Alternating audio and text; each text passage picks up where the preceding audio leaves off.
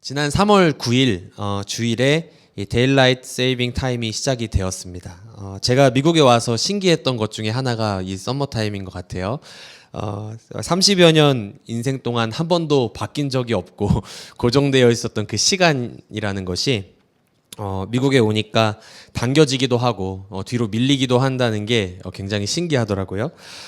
그런데 왜 이러한 제도를 시행하는지를 궁금해서 찾아보니까 말 그대로 이 daylight saving, 낮의 빛을 더 오랫동안 유지해서 우리가 더 많은 시간을 이 밝은 세상 속에서 살아갈 수 있도록 하기 위함임을 알게 되었습니다. 그런데 제가 작년 여름을 생각해 보니까 이렇게 밤 9시가 돼도 엄청 화냈던 것 같아요. 그래서 굳이 이 썸머 타임을 시행을 해야 되나 싶을 정도로 밝았던 것 같은데, 어찌되었건 이 데일라이트 세이빙의 효과를 찾아보니까 사람들이 이렇게 좀 아무래도 활동을 많이 하게 되면 경제도 좀 이렇게 활성화된다고 하고요. 그런 효과를 기대한다고 하고, 그리고 또 어두운 저녁 시간을 줄임으로써 어떤 이렇게 교통사고나 여러 가지 사고들을 감소시키는, 안전을 증진시키고자 하는 그런 목적으로 그런 효과를 기대하면서 시행한다고 합니다.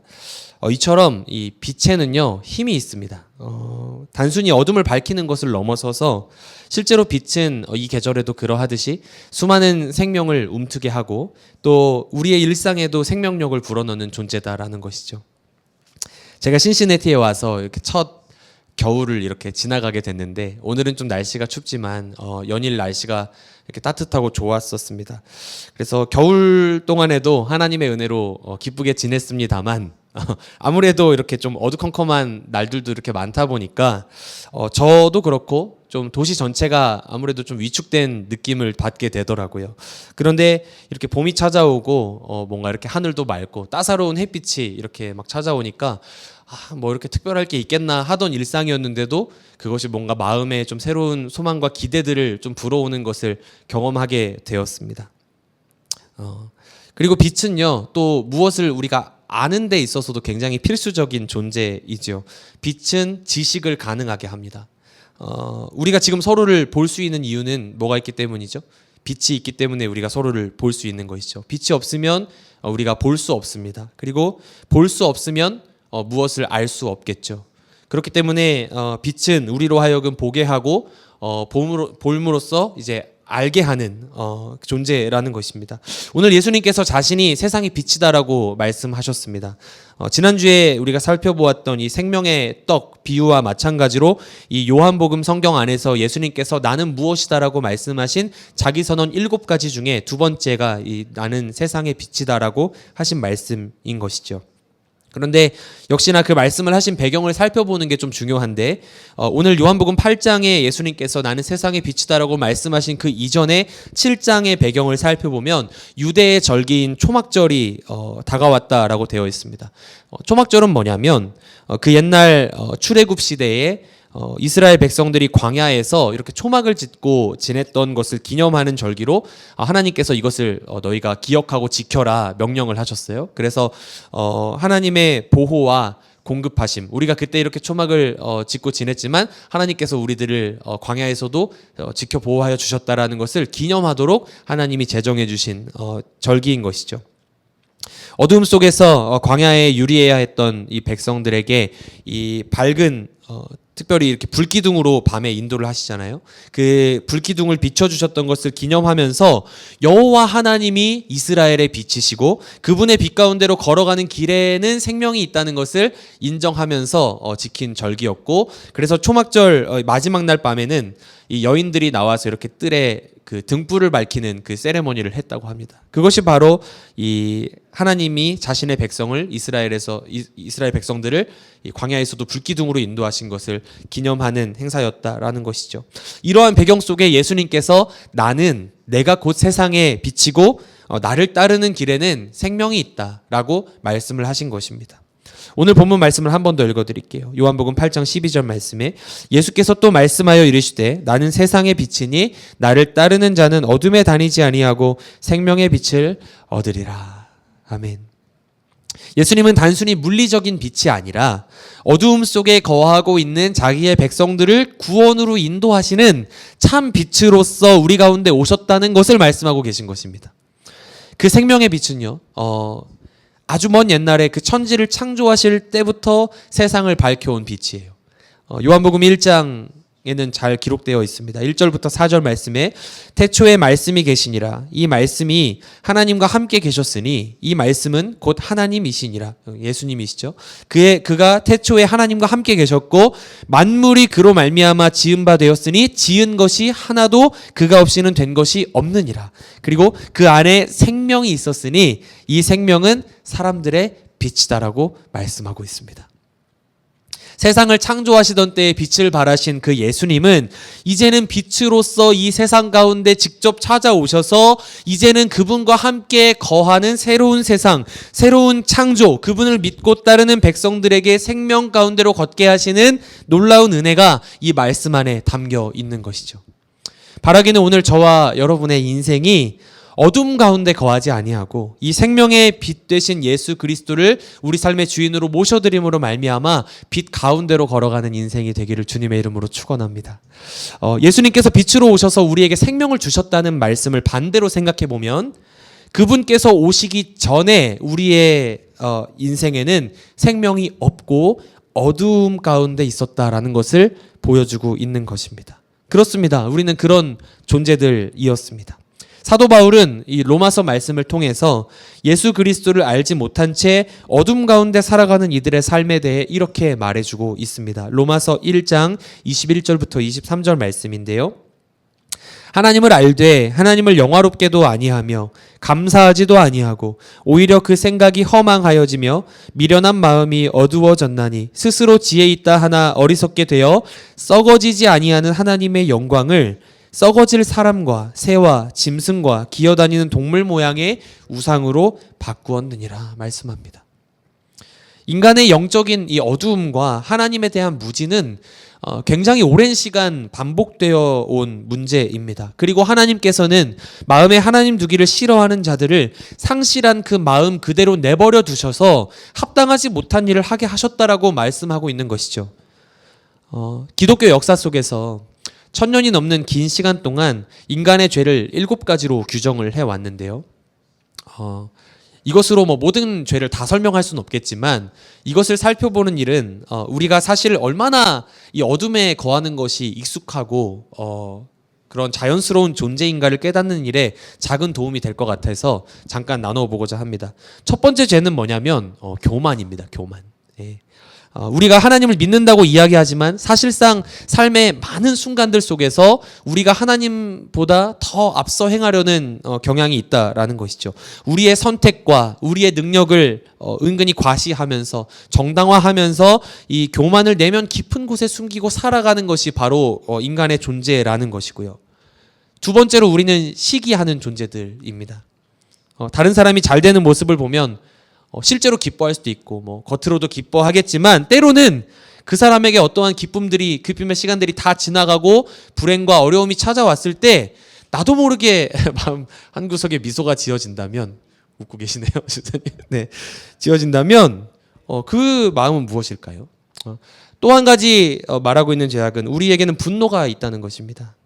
우리가 의로운 일을 향해서만 날마다 분노할 수 있다면 얼마나 좋겠습니까마는 많은 경우에 우리들은 우리의 만족과 유익을 위한 분노를 한다는 것이죠. 다음은 나태입니다. 듣는 동안 이렇게 점점 정체감이 드시나요? 네, 나태인데 저는 개인적으로 이불 밖은 위험하다라고 믿고 있는 사람으로서 이 나태 죄악을 보면서 좀 찔리더라고요. 그런데 사실 우리가 이런 누워있기 좋아하고 이런 게으름 자체도 문제이지만 우리 삶에 진짜 이 나태라는 것은 하나님의 부르심에 반응하지 않고 하나님께서 나의 인생을 오늘 왜 지으셨으며 오늘 나의 삶에 어떻게 일하시기를 원하시는가에는 관심을 두지 않고 그저 안락함을 유지하는 데 나의 모든 것을 사용하는 이런 영적인 게으름과 나태함이 사람들에게 있다라는 것입니다. 탐욕의 죄악은 말할 것도 없고요. 가져도 가지려고 하는 우리들 아니겠습니까? 그 다음에 이게 좀 인상적인데 탐식이 있습니다. 먹을 것을 탐하는. 이것을 좀 대죄악으로 치는 게 좀 억울하지 않으세요? 저는 좀 억울하더라고요. 그런데 우리 내면의 갈망과 이 많은 욕구들을 하나님이 아닌 어떤 육체적 쾌락으로 채우려고 하는 것이 죄가 된다라고 말하고 있고, 마지막으로 음욕의 죄, 순결한 사랑이 아니라 하나님의 질서를 따라서 사랑하는 것이 아닌 욕망을 따라서 살아가는 이 죄가 우리들 안에 가득하다라는 것입니다. 근데 더욱더 심각한 것이 있으니 그게 바로 무엇이냐 하면, 그러한 죄인들, 사람에 따라서 그런 죄의 크고 작음이 다를 수 있지 않겠습니까? 나는 그렇게 삶에 문제가 될 정도로 죄인은 아닙니다라고 말할 수 있겠지만, 그러한 죄인들이 모여 사는 이 세상은 그들이 범하는 크고 작은 죄들이 얽히고 설켜서 만들어내는 결과로 얼룩져 있고, 거기서부터 오는 여러 죄의 결과가 만들어내는 상처들이 우리의 삶에 우리가 원치 않게 다가오는 일들이 있다라는 것이죠. 죄가 무서운 이유는 그것이 반드시 결과를 낳기 때문입니다. 죄는 결과를 낳아요. 그래서 제가 예전에 고등부 학생들과 사역할 때 그런 얘기들을 학생들에게 자주 했던 것 같아요.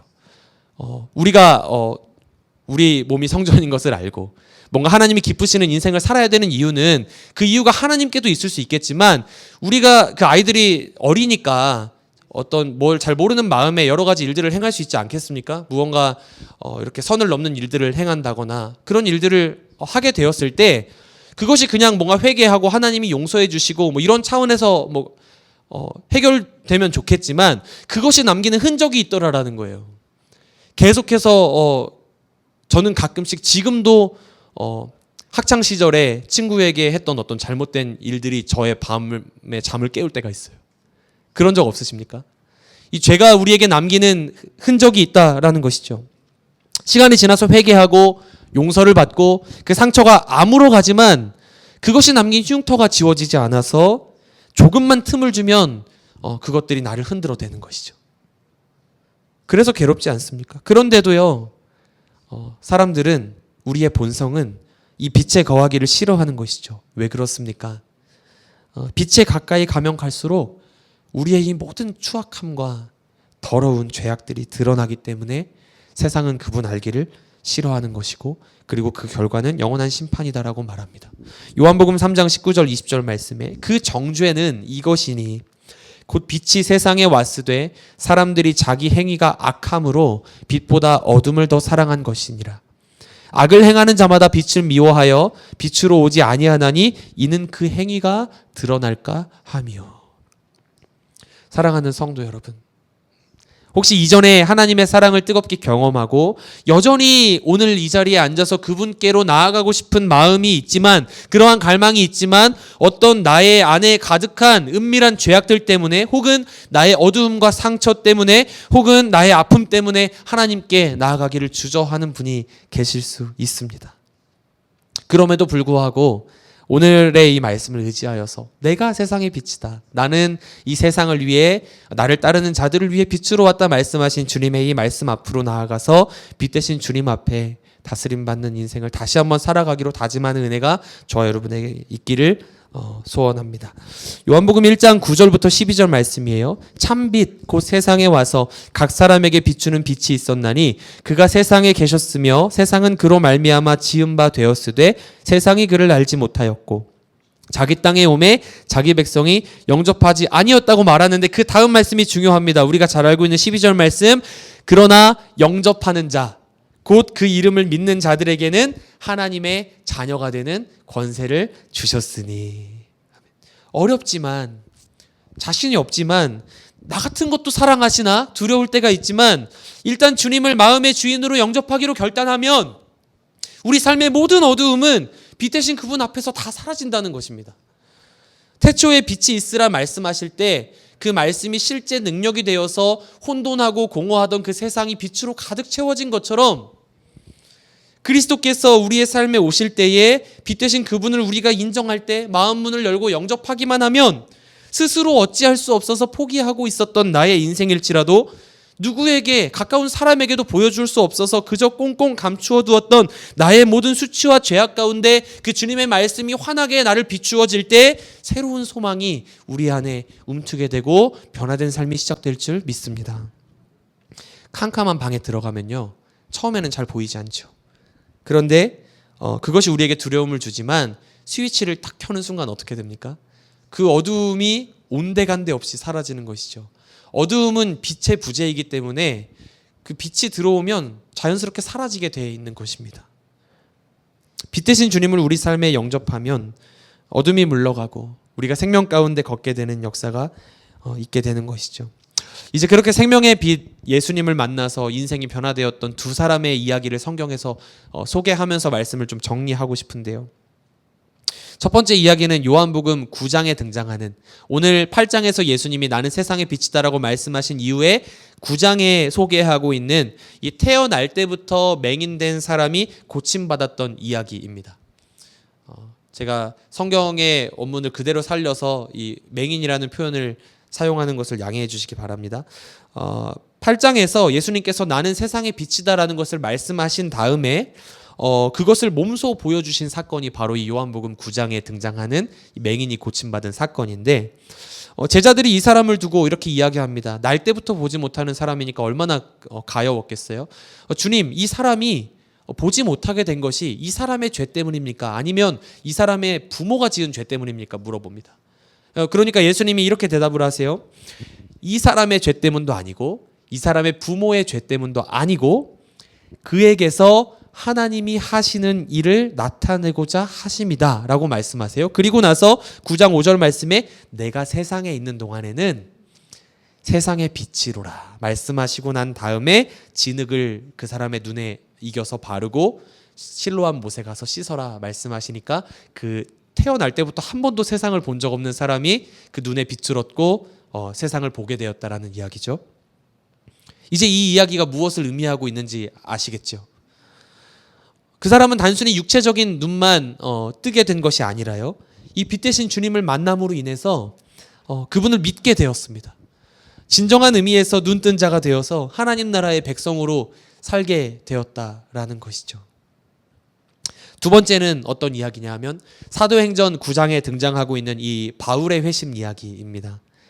그리스도인들과 교회를 핍박하던 이 사울은 바울의 회심 이전의 이름이죠. 다메섹으로 가던 이 도상 길 위에서 부활하신 예수님을 만나 회심한 사건입니다.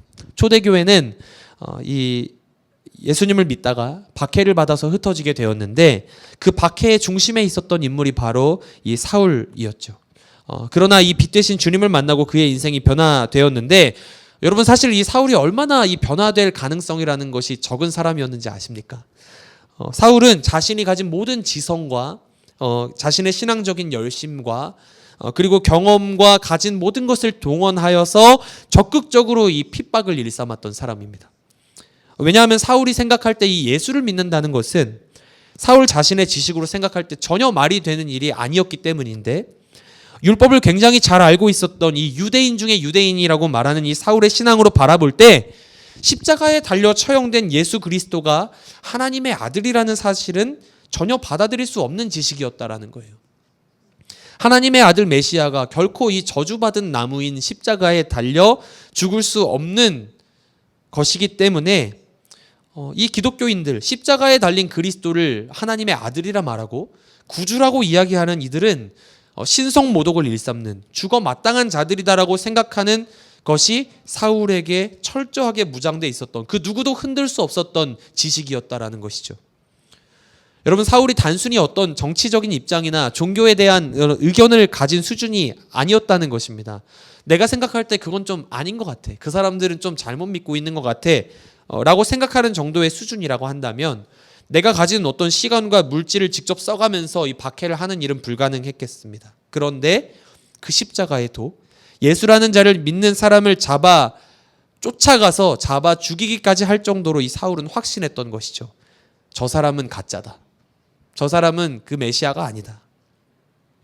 그러한 사울에게 누군가 다가와서 율법의 지식으로 논리적으로 복음을 설명했다면 이 사람이 받아들일 수 있겠습니까? 어림없겠죠. 열심으로는 교회를 핍박하고 율법의 의로는 흠이 없는 자라고 말하는 이가 이 사울 아니었겠습니까? 그런데 도무지 바뀔 가능성이 없어 보였던 그 삶에 복음을 받아들이는 역사가 일어났으니 어떤 일이 일어난 것입니까? 오늘 성경이 말하고 있는 이 빛이 이 사울의 삶에 찾아와 맞닥뜨려진 것입니다. 사울이 다메섹이라고 하는 도시로 길을 떠납니다. 예루살렘에서 6일 정도 도보로 걸어서 가야 되는 도시였고 수만 명의 유대인들이 거주하고 있었는데 그곳에서도 이 그리스도인이라고 하는 자들을 찾아내서 죽이기 위해 살기가 등등하여 걷고 있던 사울에게 갑자기 길 위에 호련히 어떠한 빛이 다가오고 그것을 마주하게 된 것이죠. 사도행전 9장 3절 말씀에 사울이 길을 가다가 다메섹에 가까이 이르더니 호련히 하늘로부터 빛이 그를 둘러 비추는지라. 이 빛은 어떤 빛이었습니까? 부활하신 예수 그리스도의 영광의 광채.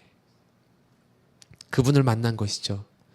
사울이 자신이 가진 모든 것을 사용하여 박해하면서 돌로 쳐 죽였던 순교자 스데반이 그 영광의 나라에 이르기 직전에 바라보았던 부활하신 예수 그리스도의 영광의 빛이 이제는 이 사울의 삶에 임하였다라는 것입니다.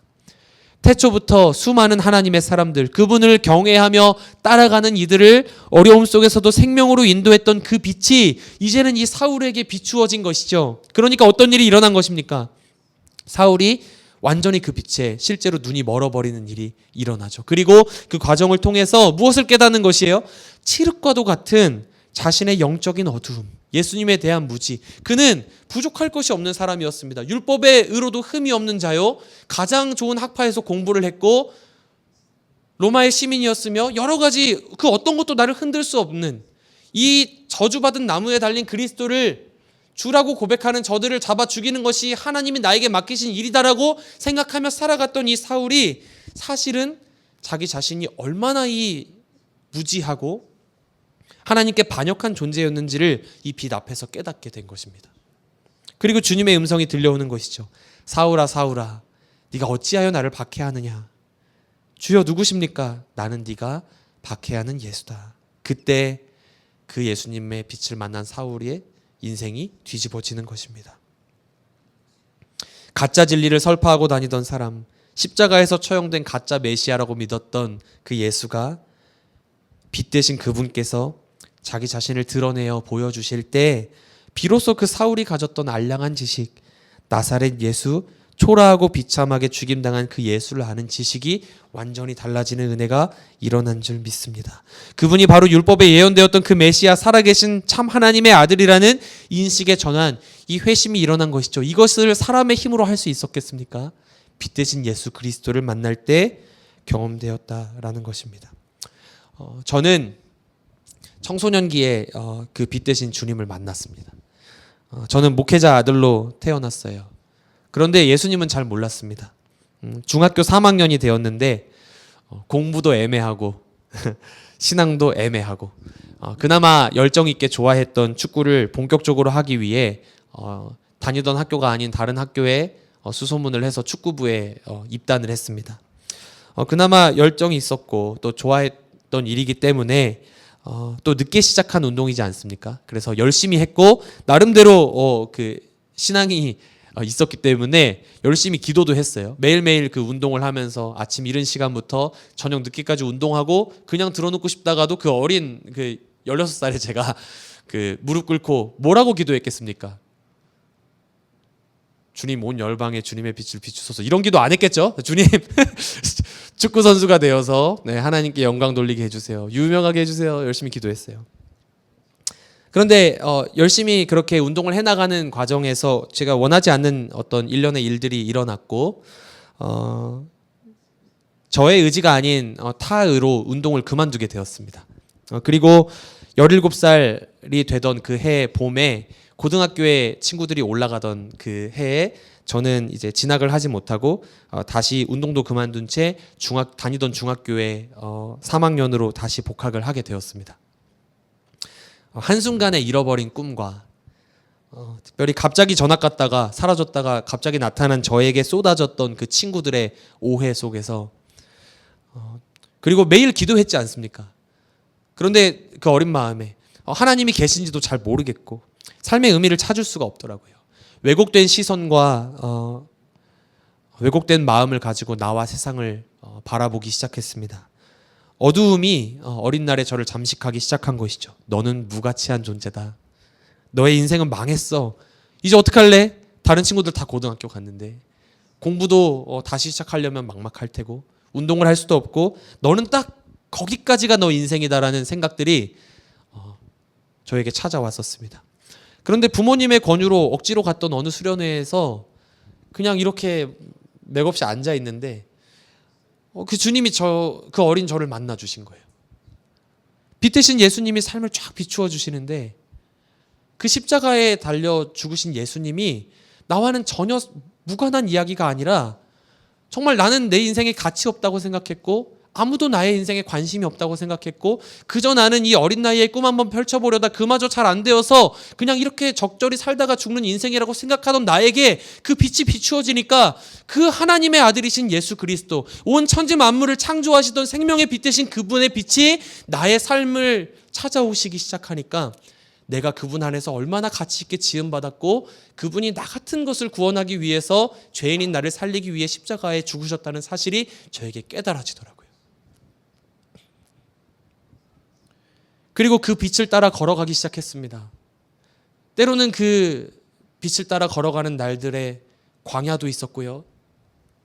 때로는 태산을 넘었는데 험곡에 가는 그런 날들도 있었습니다만 그 빛은 한 번도 저의 인생을 떠난 적이 없고 여기까지 저를 인도하셨다라는 것이죠.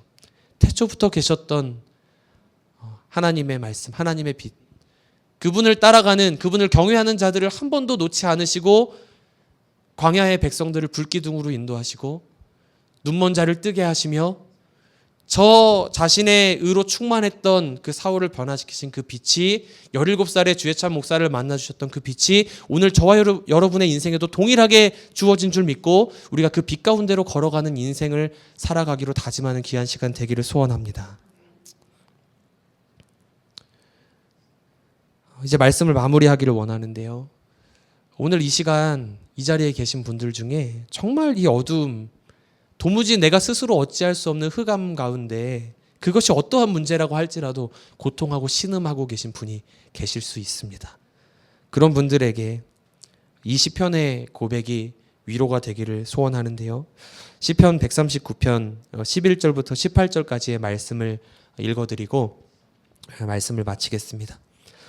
내가 혹시 말하기를 흑암이 반드시 나를 덮고 나를 두른 빛은 밤이 되리라 할지라도 주에게서는 흑암이 숨기지 못하며 밤이 낮과 같이 비추이나니 주에게는 흑암과 빛이 같음이니이다. 주께서 내 내장을 지으시며 나의 모태에서 나를 만드셨나이다. 내가 주께 감사하옴은 나를 지으심이 심히 기묘하심이라. 주께서 하시는 일이 기이함을 내 영혼이 잘 아나이다. 내가 은밀한 데서 지음을 받고 땅의 깊은 곳에서 기이하게 지음을 받은 때에 나의 형체가 주의 앞에 숨겨지지 못하였나이다.